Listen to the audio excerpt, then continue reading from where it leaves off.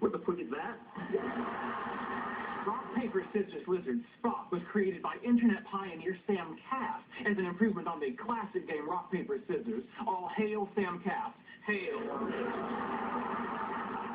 How does it work? Oh, it's very simple. Scissors cuts paper, paper covers rock. Rock crushes lizard, lizard poisons Spock. Spock smashes scissors, scissors decapitates lizard, lizard eats paper, paper disproves Spock, Spock vaporizes rock, and as it always has, rock crushes scissors.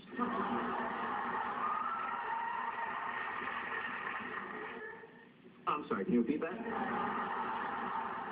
Well, of course. Scissors cuts paper, paper covers rock. Rock crushes lizard, lizard poisons Spock. Spock smashes scissors, scissors decapitates lizard. Lizard eats paper, paper disproves Spock. Spock vaporizes rock, and as it always has, rock crushes scissors.